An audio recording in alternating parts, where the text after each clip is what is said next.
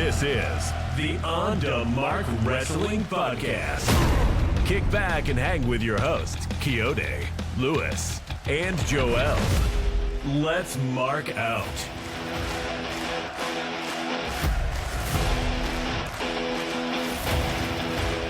Yes, y'all. Episode 90 on the Mark Wrestling Podcast. I'm your boy, Kayode.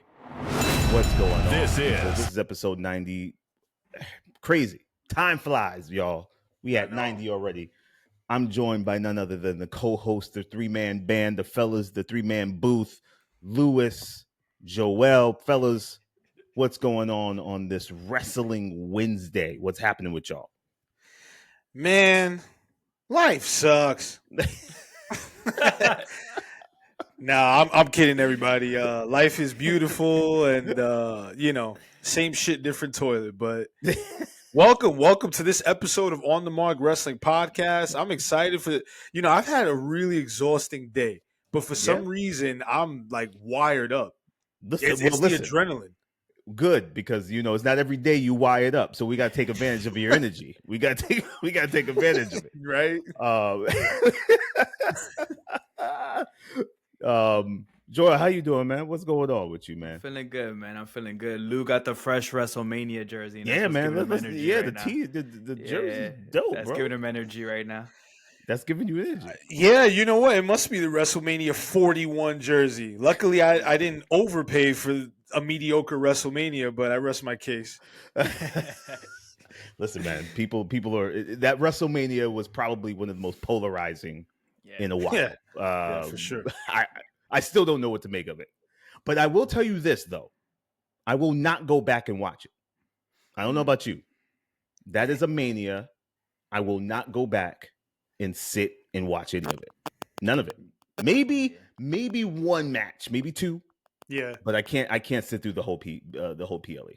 Yeah, that's an interesting take. I haven't given that much thought because these days it is incredibly difficult for me to go back and rewatch an entire pay-per-view for 3-4 hours. So like if I want to revisit a pay-per-view, I'll watch like a match or two here and there, and then the next day, or maybe I might skip a match or two. But yeah, this WrestleMania, I got to sit on that one. That's very interesting. What about you, Joel?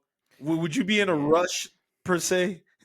Nah, man. It's crazy too, because if you compare it to last year, 40, that had like an all-time ending, Cody Rhodes finished the story. So I've gone back and watched that.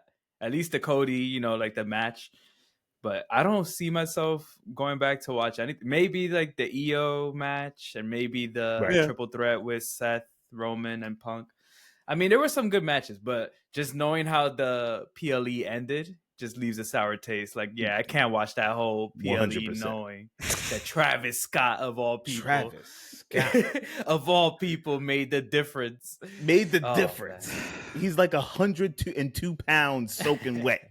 And he's the guy who makes the difference in that ring. Like, are you kidding me? Come on, for real. It was whack. It was whack. But we're gonna get into some of pieces of that. But before that, Lewis, you got an administrator's report for us, man.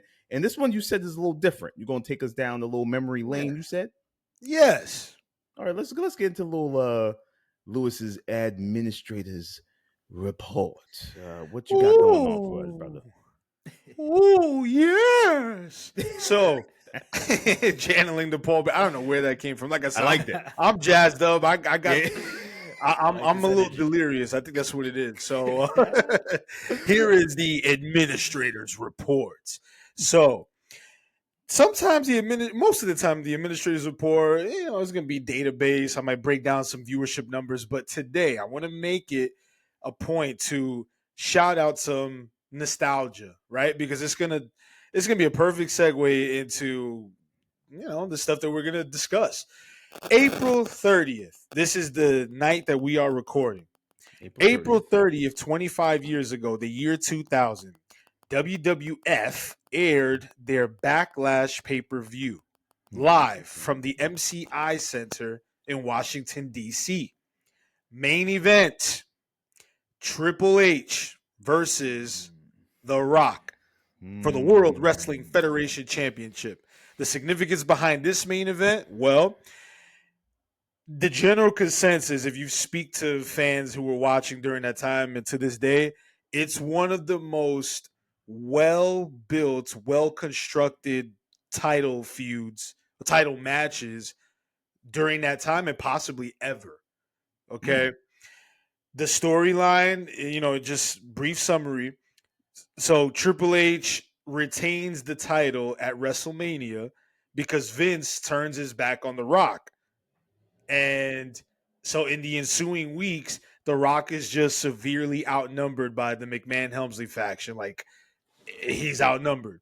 So Linda McMahon comes out and says, it's not fair that Vince is now in Triple H's corner. Shane is the referee. You got all these shenanigans. Like, it's unfair. So in The Rock's corner will be Stone Cold Steve Austin, right? Gets the loudest pop. So fast forward to the match itself. Of course, it's not a wrestling clinic, but it is one of my personal favorite WWE championship matches ever. It's one of my favorite Rock matches ever. I remember the excitement around it. I was all over the place when The Rock got that 3 count as an 11-year-old kid. But even before that, when Austin's music hit, because Vince had announced right before the match that unfortunately Stone Cold will not be attendance tonight. It will not be here in attendance tonight. So it just like really crisp storytelling from top to bottom. Then it gets to a point where it's like 5-6 on 1 against The Rock. This poor guy, the People Champion, has no chance. The glass shatters, the fans go ape shit. Austin comes out, nails Patterson, nails Briscoe, comes in the ring, nails Shane, nails Vince, nails Triple H. Rock hits the spine buster and the People's Elbow. Linda McMahon gets Earl Hebner, who was fired a few weeks prior to that, comes in the ring, gets the 3 count. Rock wins his 4th WWF championship, and it is one of the loudest reactions for a win in WWF pay-per-view history. Yeah. And that it just encapsulates what a terrific feud Rock and Triple H had. So yes, that's the nostalgia shout out. If you listeners, if you get a chance, go back and revisit Rock versus Triple H Backlash 2000. It's just fun. Not everything in wrestling has to be, Kurt Angle versus Chris Benoit, right? Or Bret Hart versus, Mr. Perfect. But fast forward 25 years later, it seems like the rivalry between Paul and Dwayne has not concluded properly. No, I think there's still a little bit of a professional rivalry there, as well as a personal one. So, yeah, this is a segue into all of Dwayne's bizarre comments on Pat McAfee's show about a week and some change ago, and how it has set the world of wrestling on fire because it's been controversial. Lewis, first off, thank you for taking us down that memory lane, because now I'm going to check out that Backlash. Now I got to check this out. The build you said was crazy, and I think I remember it because I might have gotten that pay-per-view. I don't remember, man. I don't remember. But and can I add? I just got to add one little tidbit in terms of numbers. The following night on Raw, it did, I believe, like a 7.4 in the rating. Like that back then, TV ratings, right? Yeah. A 7.4. It is like one of the top 5 highest rated Monday Night Raws of all time. Wow. Yes. They pulled in a 7.4. Yeah. Damn. Joe, you remember that? Do you remember that pay-per-view? Or that Backlash? Yeah. So I remember the Raw after. I was a no pay-per-view household. My mom never let me buy it, no matter how much I begged. But I do remember the storyline leading up to it, and I remember the after and showing. I remember seeing the replays of Austin hitting Pat and was it who else was it? It was Pat. Briscoe. It was Gerald Briscoe. Yeah. And it was just all the Stooges. Okay. I remember all that, but I never got to actually see Backlash 2000. So now I'm gonna go back and actually watch it. Yeah. Now that we have everything at our fingertips, so thank you for that, Lewis, for sure. Damn, man. Sure. I gotta give it up for Lewis, man. That taking us down memory lane. Backlash 2000, Rock, Triple H, and like you said, Lewis, just a little while ago, Time it is looks a like flat there circle.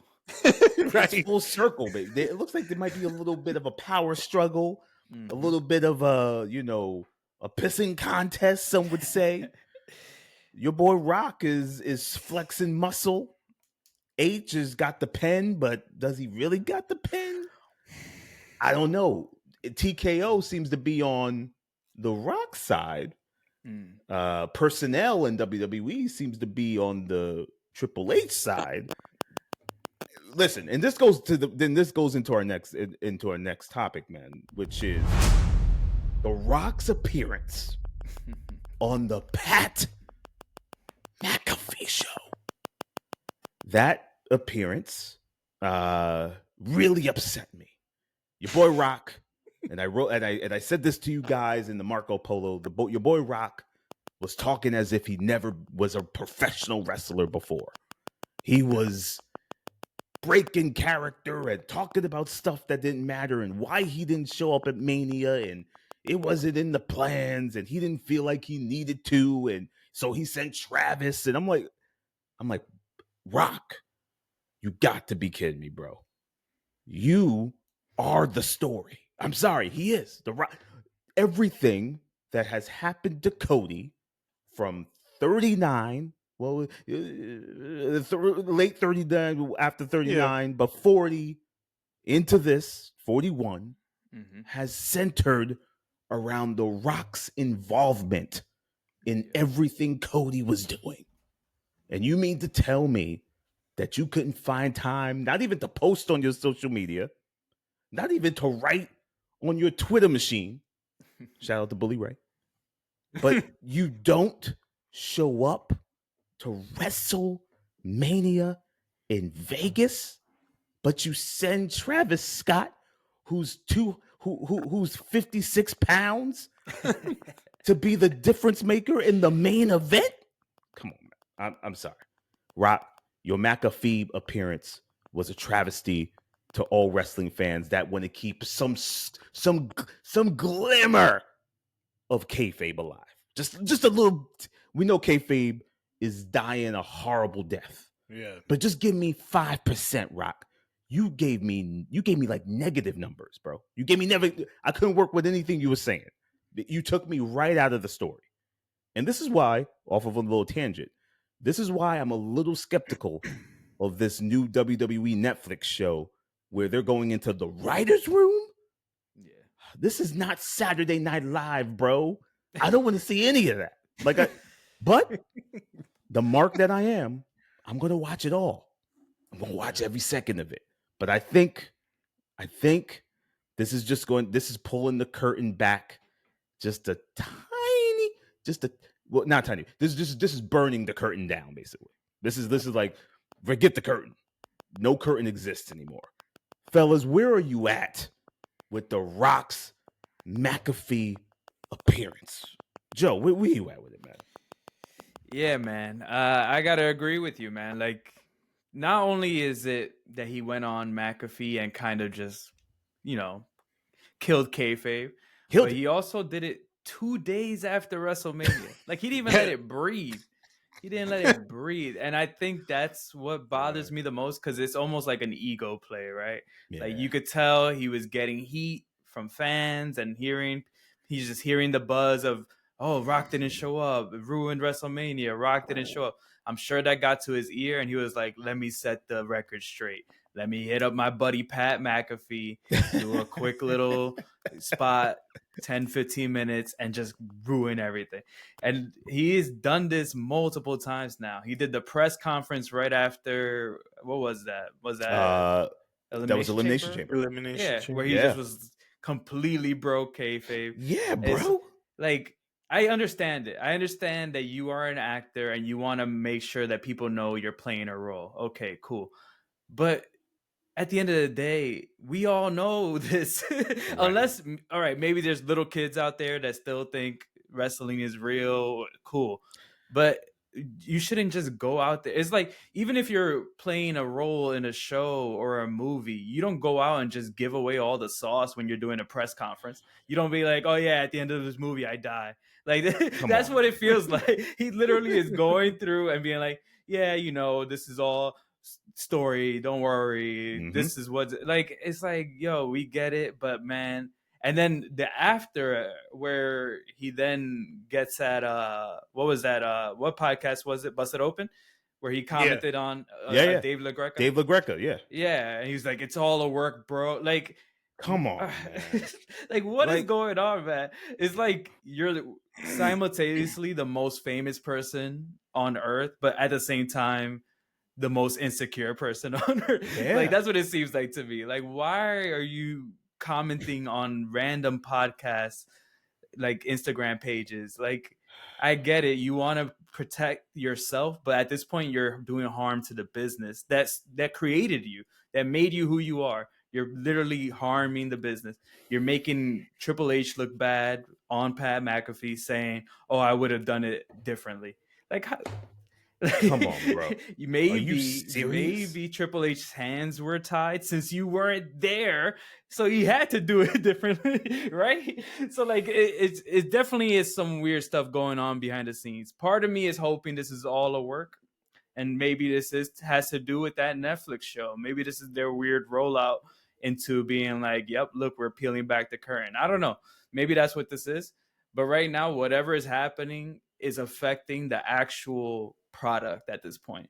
And now it's gotten to the point where, like, we've all heard the complaints. We ourselves have complained about the night 2 main event of WrestleMania 41. Travis Scott being involved. The reason Travis Scott was even there in the first place was because of The Rock. So you're telling me that you could introduce someone into the story, you could make this whole thing about Cody Rhodes' soul, and then back away and pretend none of it matters anymore. And he literally said that on Pat McAfee. He said, I wanted to step away to give shine to Cena and Cody. So why do you involve yourself in the first place? Imagine how much better it would have been if we didn't get the heel turn until WrestleMania. What if that's when John Cena turned heel? John Cena versus Cody Rhodes would have sold itself anyway. Babyface versus babyface, former face of the company versus a new face of the company, almost Ultimate Warrior versus Hulk Hogan style, right? Just in a new era. You could have just sold that. And then at the end of that match, imagine that's when John Cena turned heels. No Travis Scott involved, no Rock involved. And we would have no questions. We would never be like, where's The Rock? Where's The Rock? We wouldn't even expect The Rock. But The Rock throwing himself into the damn main event of Elimination Chamber is what threw everything off. It literally had no reason for him to be there. He claims it was to sell tickets, which I feel like is just another one of his weird, like political plays almost. Like, oh yeah, they weren't selling. Like, that's such a weird thing to say. Like, you are on the board of the company. Why would you say that? Like, there's better ways to say these things. And I feel like this is all like very political, backstage, attitude era style politics that we heard about from back in the day, and now maybe it's just rearing his ugly head again. I don't know. What do you think, Lou? Lou, this is your boy, Lou. Yeah, your boy. Don't defend him. Yeah, I don't, man. The Rock is still my GOAT. However, I must say this, Dwayne, you are getting dangerously close to reaching Hogan levels of just not being Hogan levels of what the fuck am I trying to say? Like, Hogan levels of annoying, politicking, lack of tolerance from the fans. Like, how would you however you would categorize Hogan? Becoming too corporate. Yeah, too button down. Like ego, just selfish behavior. Like, this is, man. He's coming dangerously close to that. If he's not careful, the fans are not they're gonna turn on him, but not in a wrestling sense. Like, they're gonna give him like actual fuck you, go away heat. Yeah. You know what I'm saying? He's not there yet, but he's coming very, very close, because now people are starting to hold him accountable for all the really dumb remarks that he's made and dumb actions that he's taken. But I have to say, man, like hearing you two give your perspectives and just all of the feedback from people on social media, like podcasters, content creators, fans, it's just very peculiar. All of it is very peculiar. Why would he say that about the tickets selling low, right? Mm-hmm. Why would he say that about he would have finessed it differently? Why would he not appear on WWE television at all after Elimination Chamber? Because we haven't seen him since March 1st. And then the biggest thing for me is the timing of him appearing on Pat McAfee's show I'm very curious about that timing, because I get that he's on the board of directors, but who approved that? Right. And Pat McAfee is a lead announcer on Monday Night Raw. Like, so, you know what I'm saying? Like, yeah, there's something going on there, like, we don't know about. And you think we're getting worked? That's the thing. Like, I don't think WWE is that smart. I don't think they're capable of this big of a work. I just don't believe it. Look, I'm split on it. I'm 50-50, because like you, Kayode, half of me is like, yeah, no, WWE is probably not that much ahead. No. But it's just too convenient how he shows up 48 hours after that WrestleMania main event on Pat McAfee's show, out of all people. It's not like he went on a Fox interview or a CNN interview. Like, he went on a staff member, personnel, TV personality. I mean, I know it wasn't Pat McAfee. It wasn't the WWE Pat McAfee. It was actual Pat McAfee, his regular show. But it's just very odd. And I want to accept the fact that it was just The Rock being a jerk. But then the other side of me is like, yo, what the hell? Like, what gives? Like, is there beef, like actual beef going on between Triple H and The Rock? Peter Rosen, shout out to Peter Rosenberg. Yes, I've always been a Peter Rosenberg guy. Yeah. But he had posted a very interesting clip on his page prior to WrestleMania where he had a sit-down interview with Triple H. Mm-hmm.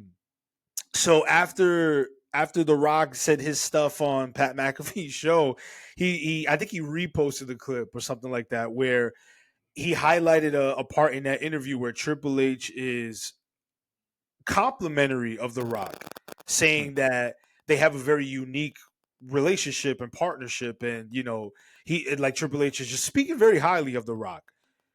So I'm like, yo, what the hell is going on?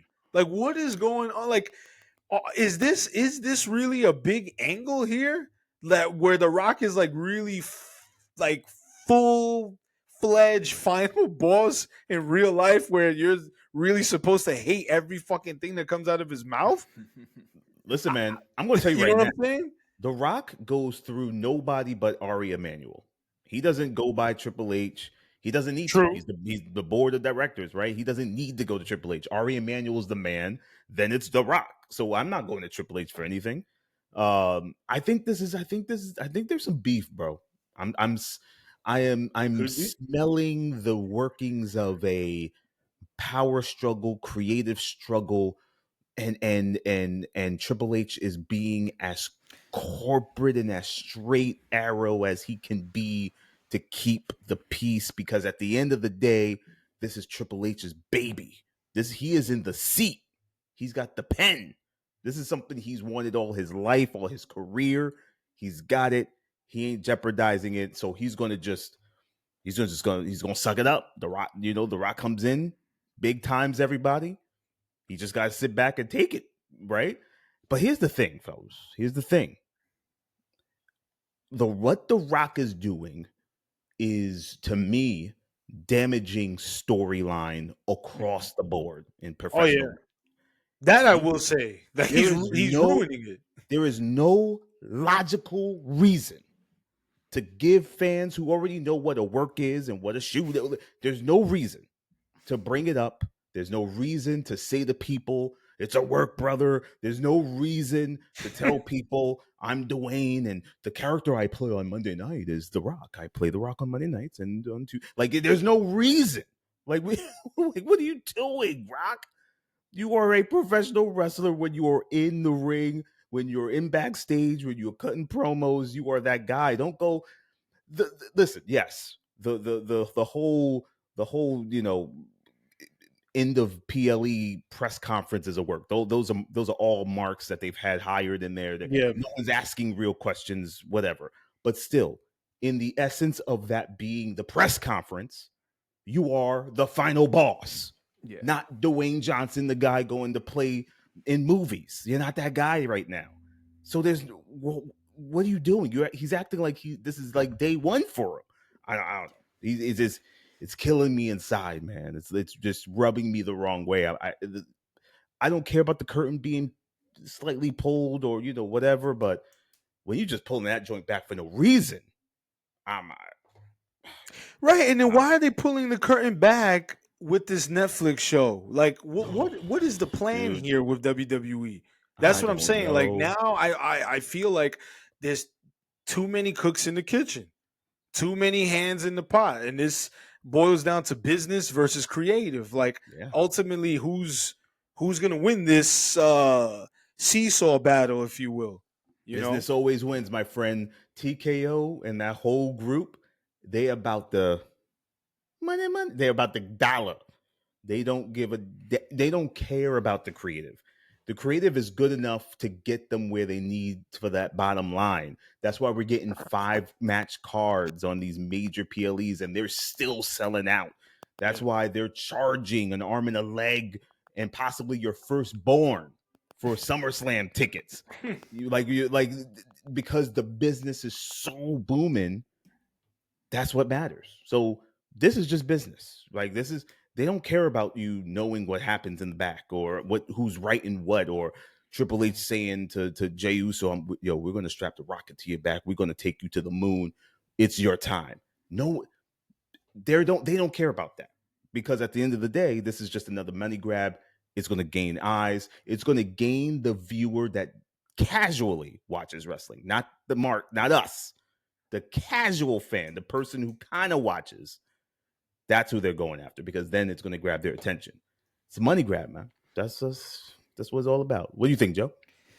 Yeah, man. I mean, it's just crazy to me. Like, I can't get over the fact that they're, like what you said, Kayode, like, there must be a power struggle going on. There must be something happening, because even you just got my wheels turning a little bit, and the comment to Dave LaGreca, he even mentioned everyone on the creative for the angle except for Triple H.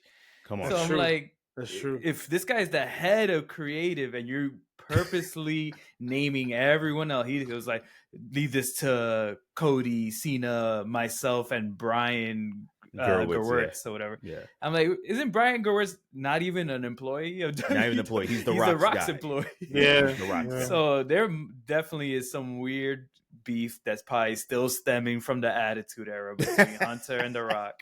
And it's to the point of what Kayode just said, is the detriment of the storylines right now.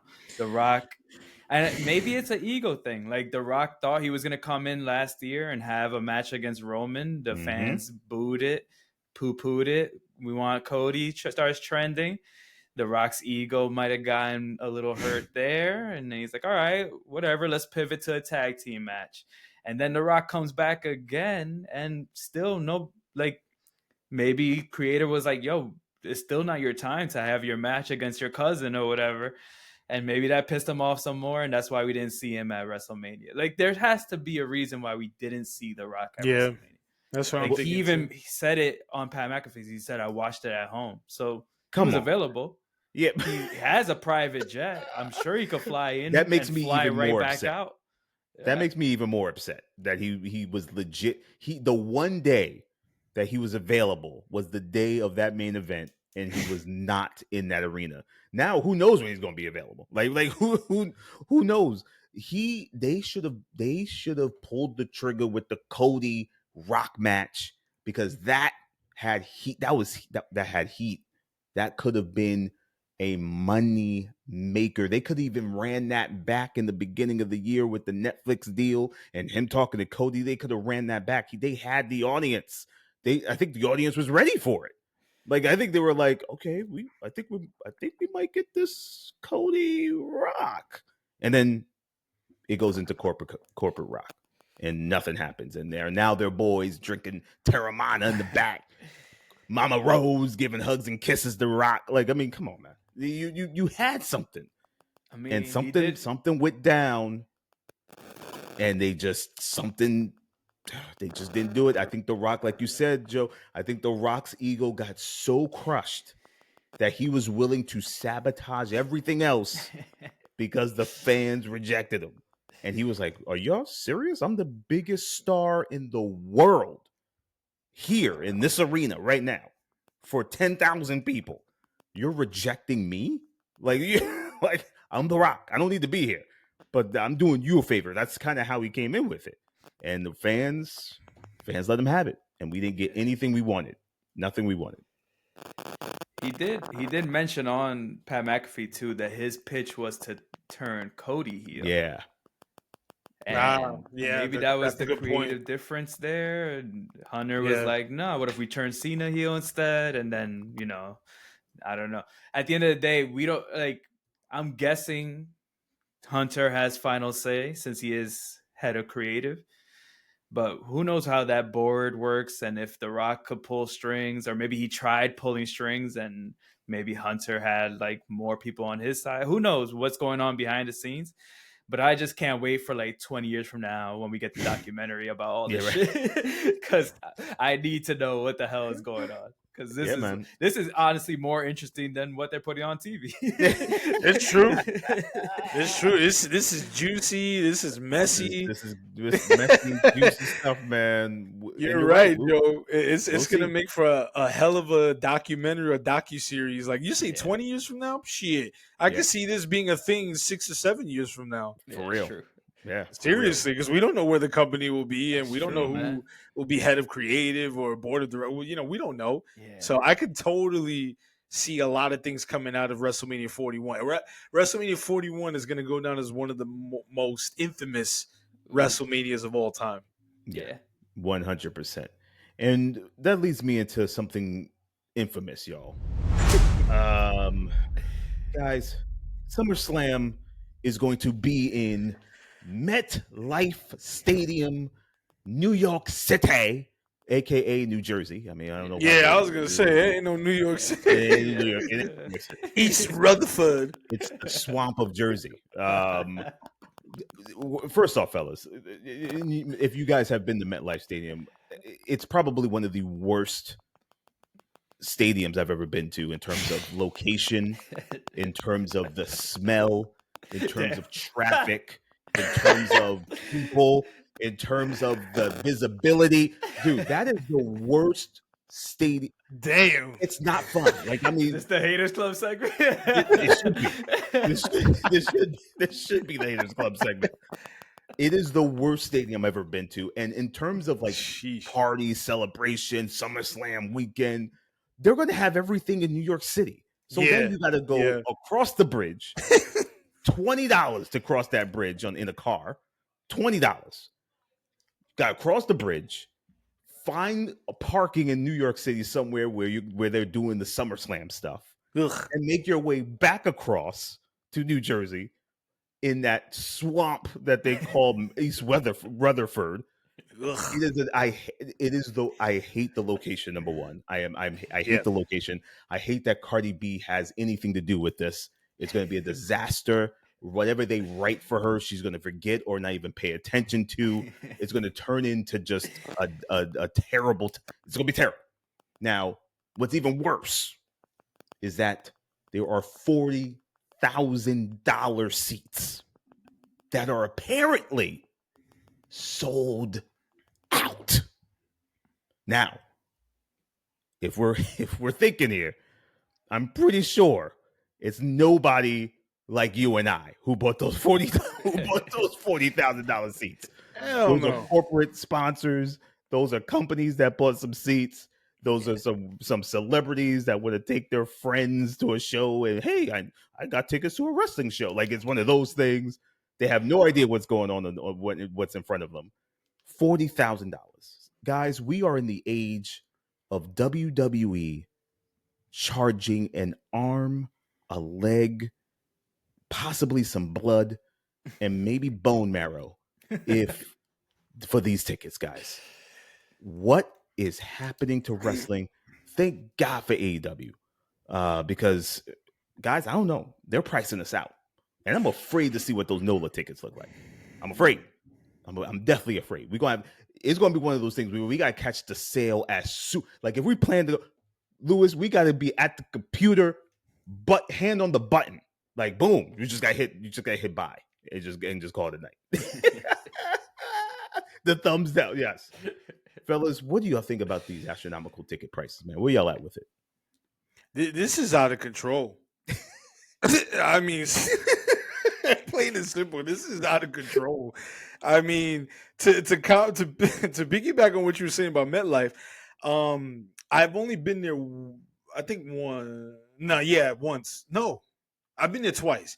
I've been there for a concert and I've been there for a WrestleMania. And two vastly different experiences, but I'll comment on the WrestleMania real quick.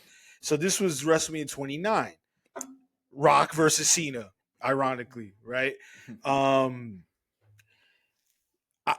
location sucks because it's not like Madison Square Garden or like a SoFi Stadium out in LA. Yeah. You know, where it's in the hub of the city and everything is kind of walking distance or very short drive. It's the Meadowlands. So you had to, like, I'm traveling from the city, right? So we had to take a shuttle. It wasn't like that big of a deal to get there, but leaving. Yeah, leaving, bro. And now in 2019, for those folks who attended WrestleMania 35, I heard it was a nightmare getting back into the city and coming home. So I can only imagine SummerSlam, and especially for a 2-night affair. Anyway, that's that. But these price WWE is it is a turnoff. It is turning me off to ever considering a WrestleMania weekend unless it comes here locally where I live at in Houston. Because yes, there's so much to do around WrestleMania weekend, so you're not just going for WrestleMania, but WrestleMania is the reason why I would put money aside for a hotel, to rent a car, etc. So I don't like how they're really pricing us out, like you said, Kayode. Like that inflation of these ticket prices is astronomical. And on the flip side, you go to AEW, they're starting to advertise you can get tickets for as cheap as $20. $20, bro. Yeah, and some of the haters are like, well, that's one way to prove that you're a second-rate company or the that's just company. Smart marketing. Yeah, just why don't you shut the fuck up, rich guy? Rich trolls, right? Like, because everyone has money for a $300 ticket to sit up in the 600 section of a show for mediocre wrestling at best. No, sir. Okay, I will tell you, and I've said it on the podcast. I pay a very cheap, reasonable amount to attend AEW events. I've been to about 3 or 4 of them now. The most recent one, I had a really good view, really good seat for a Collision. I paid less than $50 for my ticket, Mm. and that was a banger of a TV taping. Okay, you think for 1 second I'm gonna pay $150 to $200 to sit in the 400 section this summer when they come to Houston, the Toyota Center for Raw? For Raw? Right. Right. Yeah. Joe, where you at with it, man? I mean, like, this is just, I've been talking about this for a while on the pod, but the commercialization of WWE has just been the biggest turnoff since the Netflix debut to me. Like, yeah, the ticket prices are one thing. Okay, the product is hot. Sure, charge as much as you want. People are going to pay. But you're giving people less. That's the big issue for me. You're charging people more and you're giving them less. This past Monday Night Raw, for example, had 4 matches on it. One of them ended in a disqualification. Yep. So 3 real matches. One of them was actually a segment that turned into a match. So really, 2 matches on the damn card. Like 2 announced matches. So you're paying more for a card, for a ticket that doesn't even tell you what's on the damn card. Yeah. Like, that's crazy to me. Like, that's the number one offense. I understand PLEs because you know the card in advance. You're paying for, you might be a John Cena fan, so you're paying for John Cena's last match in your town. Okay, cool. But for Raw and SmackDown, the prices are inexcusable. Like, because they don't announce the match card until the day of, maybe. They make the main event on the show usually during the segment, or the first segment, you know, it'll lead to like, well, tonight we're going to have a match, whatever. Cool.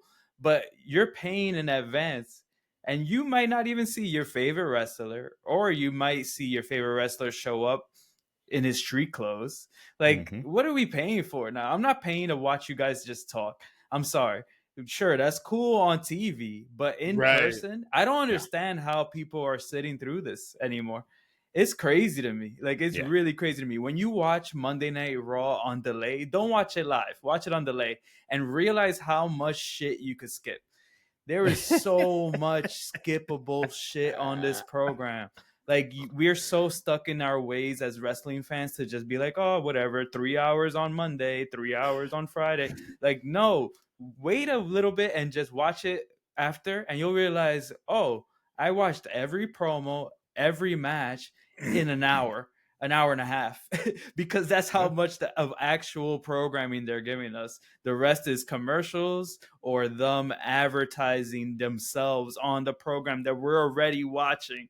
It'll be like, look how great we did this week on our social media numbers. Look how great we did with this. WrestleMania sold out 2 nights in a row, blah, blah, blah. It's like, bro, we watched it. We're all fans. We all saw this already. And we're not shareholders. They're talking to us like we're not shareholders. Like, every episode of Monday Night Raw and Friday Night SmackDown is now a shareholder meeting. That's what it sounds like. It's like, look at this. Look at this celebrity came to visit us today. And it's so, like, blatant now that I think SmackDown, where were they? What town were they? I can't remember, but it was like some random state. It was a random state. I can't think. And there's no like local celebrities that live there. So they brought out some random people that I've never heard. It was some random ass celebrities in the front rows. Like, look at this NASCAR driver. And look at this guy who has a new Netflix show on Netflix India. And it's like, who are these people? Who are these people? And it's like, I don't care. I really don't care. I feel like it's a slap in the face to your fan base, but people are so used to it that they're going to keep playing these extraordinary prices because it's the hot ticket in town. And like you said, thank God for AEW. And you know what's funny? I watched the WrestleMania 9 documentary that Lewis recommended to us. How was that, by the way? A couple weeks back. It was really good, actually. Really good. And one of the things that really resonated with me was they had, I forgot the guy's name, but he was in charge of setting up the seating for like 25 years in WWE, basically. It was like his number one thing. And he has like all of these like hand-drawn, like him setting up all the seating. And the thing that resonated with me the most is that back then, even at WrestleMania, they made a point to have a $25 seat for fans that couldn't afford tickets. An affordable $25 ticket, even for WrestleMania, $25. And I looked it up. I did the inflation numbers to see how much that would cost now. That would be like maybe $200 or something like that. There was no $200 seats at WrestleMania this year. Right. Maybe on like after maybe the day of, you could probably get like someone trying to sell a ticket last minute or something. But from actual WWE, there's no such thing as an affordable ticket anymore. Imagine having to take a family of 4, for example, to a Monday Night Raw. You're spending $1,000, like easy. That's crazy. Before you even add in the merch that the kids are gonna want, the food that you gotta get, parking, parking. You gotta, and then like I don't understand who this is for anymore at this point. Like it's literally for the hardcore rich fans at this point. It's for like the people, like the guys who are in the front row all the time. Brock Lesnar guy and green shirt guy. Like it's for those people. It's for those super fans now. Like that's what they're charging for. Fans. Like it's crazy. Lewis, you should do some market research and take the family to Raw. Oh man. And do a full just like this is what it costs to get in. This is what it costs for me to park to get here. This is what it costs for these kids to eat. That would be a very interesting market research. How much is one night of Monday Night Raw cost? Let's set up a GoFundMe for Louis. This sounds like bankruptcy. This is an experiment I'm not willing to take on for the entire family, because for that I'll fucking go on a real vacation. Yeah, for real. You might as well. So true. You might as well. But look, the SummerSlam pre-sale started today, and if you take a look, what the tickets look like. I mean, if you take a look, or if you took a look, it's reasonably priced right now for the pre-sale, like for 2 nights, right? I will say, like, all things considered, but when the general when the tickets go on sale for the general public, that's gonna skyrocket. So it's like, but why make it so exclusive to where you're only making it affordable for people to go crazy on the pre-sale and click and have to battle all these people and bots and all that? Mm-hmm. And I feel like you're doing a disservice to your loyal consumers, because your consumers, the ones that are sitting at home watching and streaming on a weekly basis, Raw, SmackDown, the PLEs, they want an opportunity to be there live and in person. Don't make it that damn difficult. No, I don't understand why you have to make it that difficult. Oh, by the way, exclusive pre-sale, but you got to sign up for this email. We'll send you a code, and pre-sale starts at this time. And like, I get it. It's not like pre-sales or it's a new phenomenon, but it makes me curious, because when the tickets, I'm going to go back and look when the tickets are on sale for everybody. What are the prices that we're talking about here? Because these are the people that missed the exclusive pre-sale, know? So I don't know, man. It's reprehensible. Listen, the worst man. part, I think the worst part for me is that they're charging everyone more for less matches, and then they also spit in our face every time a PLE by saying highest gate of all time. Yeah, of course the highest gate is all time. You're charging everybody. You're charging $40,000 for a seat. Of course. Like, what? It's true. It's true. Yeah. And they tell us like we're supposed, and the crowd cheers too. They don't understand. Like, crowds are like, yeah, woo! It's like, yo, that means you guys paid more. Yeah, we got played. We got played. That's what happened. Yeah, this seat is supposed to be $100. We paid $400. Like, it's ridiculous. I think as someone who has a ticket to All In Texas, and I think I am going to purposely lose my voice when I'm in attendance, because that's going to be my SummerSlam, and I'm going to get to just go all out. You know what I mean? That's your SummerSlam, because I didn't have to pay an arm and a leg. So if the worst case scenario in an AEW pay-per-view is that I'm only getting 2 4-star matches. The rest is just decent. Right, you know what I'm saying? But the fans are gonna be wild. You know what I'm saying? So at this point in AEW, I'm okay with that. You're guaranteed at least like 1 5-star match. Oh, that's what I'm saying. And you're guaranteed 1 match of the year, which is crazy. You know, 100%. And you're gonna get. I mean, and you're gonna get a big time main event. You might get the Mercedes and versus Tony Storm finally. Like it's gonna be Tony's gonna do that card up. That's his summer. That's his WrestleMania. So because it used to be Double or Nothing, but I think now we could say All In is really like the new WrestleMania for AEW. Yep. So we shall see, man. The tickets are too damn high. That's what way too high. We'll see what WWE does. Maybe they'll give out some stuff and maybe drop some prices as time goes by. Who knows? Wishful thinking. Yeah, I won't hold my breath. Don't. Let's not hold our breath, fellas. I got a haters club I need to share with you guys. We ain't do enough hating on this episode. Nah. I got a haters club. I was listening to a couple of podcasts and they confirmed it for me because I already had this in my head. But when I heard them say it, I was like, you know what? I'm going to hate on everything that this stands for. And what I'm going to hate on today, fellas, as I cue this up for you, I'm going to hate on, and let's see if you could take a guess just by the picture. Yep. I am hating on the WWE Universe itself. Oh, damn. The universe gets no love for me. And you know why? Damn. Because I feel they are hijacking shows across the country. You are cheering for bad guys. You are booing you're booing the good guys. You're cheering the bad guys, but then you boo the bad guys, but now you're cheering the good guys, and then you're doing a cross thing. Now, this is what's got me crazy. They want one more time last night on Raw to pour Sami Zayn while your heel is running around the ring to spear him in half. But then they're cheering Sami because he's so great.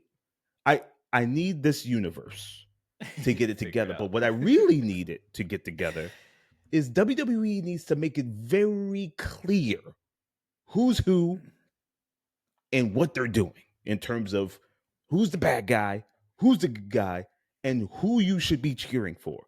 There is a lot of gray area with a lot of characters, a lot of gray area.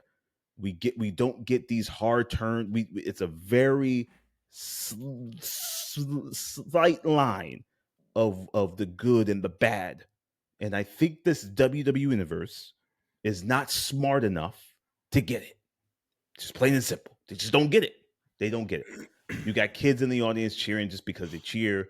They want to cheer something. They want to be part of this WWE thing where they're saying, Cody Rhodes, Cody Rhodes, Cody Rhodes, Cody Rhodes. They want to be all in that.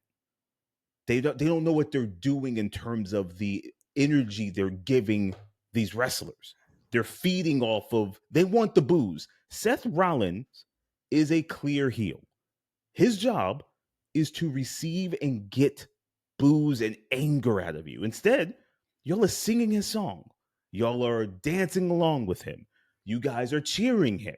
Then when he mentioned CM Punk, y'all are now booing Punk? Punk was your boy last week. Like, y'all were cheering him and then booing Seth. So guys, listen.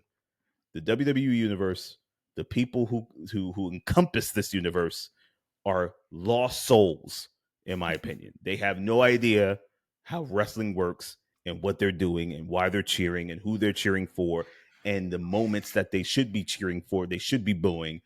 It's crazy. It's crazy.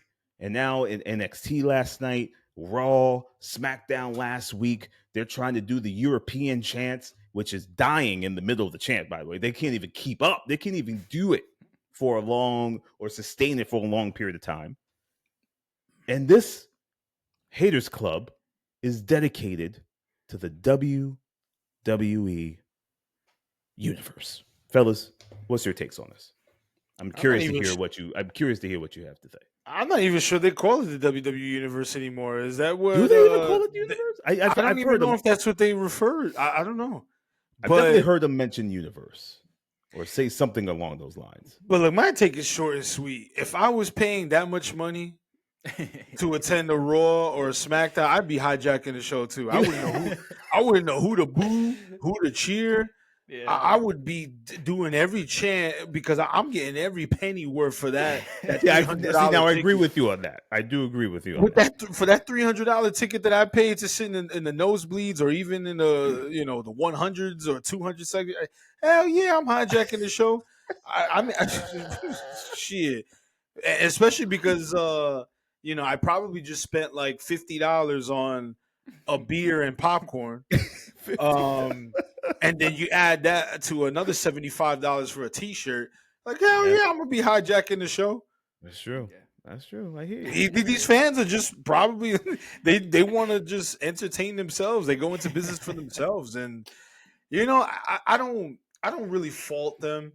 Yes, it can be it can come across as a little convoluted and confusing for the TV audience, but I don't blame them, man. If you're going to have fun at a live show, then have fun. I actually prefer that than a dead crowd entirely. Because a dead crowd or a lowly energized crowd does nothing for the viewer at home. So if y'all want to do all these European chants and one more time, go right ahead, in my opinion. Just go for it. You paid to be there, so enjoy the 3 matches that you get. The 3 matches. Gotta make the best of it. They gotta entertain themselves somehow while all that's sitting around doing nothing while the commercials are playing and shit. Yep. I mean, for me, I think I kind of lean more towards Lewis because I do agree with the fact that it seems like, and maybe this is like something that WWE has to take a look at. Like, I wonder if the demographic has changed and maybe it's more of an adult fan base now than a kid fan base. Because it seems to me like people just cheer who they like nowadays. Like, it's not really, I'm going to cheer the good guy, boo the bad guy. People cheer Seth Rollins because they like Seth Rollins. They like his song. They like singing along to the song. People cheer Braun Breaker because he's fucking incredible. and the way he spears people is one of the coolest spears we've ever seen in the history of wrestling, which is pretty cool because the spear has been overused. But like, man, when you could spear jump like that spear he did Carlito a couple of weeks ago, where he jumped from like perfect 15 feet away, it seemed like, and it landed perfectly. Like, people want to see cool shit like that. So I get that part. But I do wonder if there's like a bigger thing here where WWE's not taking into like account that maybe the fan base has evolved a bit. Maybe the fan base is smarter, more online. They understand who's a good worker, who's not a good worker in their eyes. So like maybe like someone like a Gunther even gets cheers sometimes. So and he's a heel, like he's a dastardly old school heel, but people will still cheer Gunther sometimes because he's awesome. So it does play into like this whole, like, maybe this is a newer era where there is no heels faces. I know they've been saying that for a long time, but like it kind of feels like we're almost at that, like, where it doesn't really matter where you align, and like a lot of the actual characters on the show even acknowledge that. Like Karrion Kross acknowledges that, like, everyone, it doesn't matter who you are now because we've seen who you were in the past. Like he said that to AJ recently. And then even like Drew McIntyre, he holds grudges even though like someone might turn face. So maybe this is like a new weird way. They just haven't learned how to like navigate it as a company yet, because people are gonna cheer who they like. There's diehard CM Punk fans. If CM Punk tomorrow freaking turned heel and kicked Io Sky in the face, people are still gonna cheer CM Punk because they love CM Punk. So like, I think it's a new way that we're gonna like WWE's gonna have to navigate going in the future. But like, we can't really blame the fans. Like Lewis said, if people like seeing dope shit, Braun Breaker spearing somebody, yeah, I'm probably gonna chant one more time too because that shit is dope. But see, for me, I feel like that compromises the story you may be telling in terms of who you're trying to get over as a heel and who you're trying to get over as a babyface, right? Like, yes, Braun Breaker is dope, but he's clearly a bad guy heel aligned with, the dastardly Paul Heyman and this messiah of Seth Rollins and all this stuff. Like our natural instinct, right? Because this goes back to what you said, Joel, because you made a good point, is I think today's fan is a lot in tune with who the good worker is and who's just dope. Mm-hmm. And I think that's why he's getting cheered. He's just dope. They're cheering for the people who they know is it. And that's good. I kind of like that, because that means there are people who are really in tune with what they're seeing and who they're seeing and stuff like that. But when it comes to like, and this is where wrestling is just so very interesting, when it comes to like now telling the story and needing that fan base now to feed into what you're showing them, they're not doing it. Yeah. So is it me as the writer and creative that's failing? Or is my fan just too smart and now I don't know how to get them back to being just fans? Like, I don't need you to be that smart. I need you to just lock into what you're seeing and cheer for the bad guy and cheer for the good girl or whatever you want to do. That sort of thing. I don't know. I don't know. It might be on the wrestlers, man. They got to get that heat. They got to learn how to get that heat. I say that, but then even someone like a Dom Mysterio is getting cheers, and he literally hasn't done anything that is close to being a babyface at all. Right. So I don't know. I honestly think it's just like you said. I think fans are very smart now. They're very online. They read everything. We know everything. It's almost a detriment too, because like so many people predicted Seth Rollins joining up with Paul Heyman. Right. That like I feel like people would have been disappointed if that didn't happen. So now it's almost like people are cheering it because they predicted it. And now it's like, yes, this is cool. This is what I wanted. But it's like, he's supposed to be the bad guy. But at the end of the day, fans are going to do whatever the hell they want. Professional wrestling. We love it. Fellas, great episode 90. I got nothing else. Do you guys have anything else before we call it a wrap here on the Mark Wrestling Podcast episode 90? I ain't got nothing, man. WWE's ticket prices have sucked me dry, and I haven't even bought anything. So quick shout out to the Street Profits. Great TLC match last week on SmackDown. Oh yeah. Give them for the quick, definitely. I got to give credit to Angelo Dawkins for the spear off the ladder. Nothing will ever top Edge doing it to Jeff Hardy. He attempted at WrestleMania, but pretty good spot for what it was. But overall, the match was great, and I hope that they do more stuff like that on TV.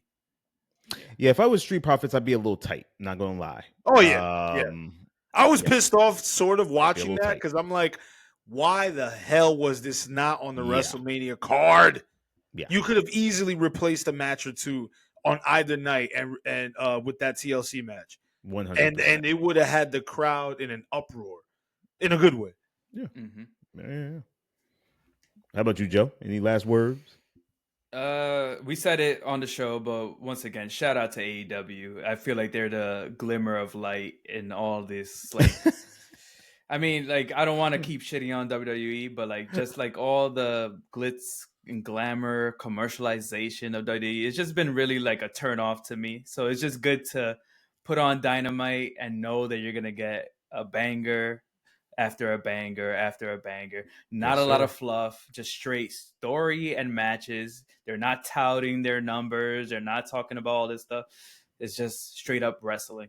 And I think that's like what I'm enjoying right now is just straight up wrestling, not everything else that WWE is trying to do. So shout out to AEW. Yeah. AEW. For sure. You're our savior, man. Listen, this has been On the Mark Wrestling Podcast, episode 90. I'm Kayode, joined by Joel and Lewis. Join us next time. More show, Instagram, Facebook, YouTube, TikTok, all that good stuff, y'all. Follow us, follow the content. Keep supporting y'all. Thank y'all very much for those who are supporting. And until next time, peace. You have just listened to the On the Mark Wrestling Podcast, a Scriptly adapted production. Follow us on Instagram, Facebook, TikTok, and YouTube at On the Mark Wrestling. And email us on onthemarkpodcast@gmail.com.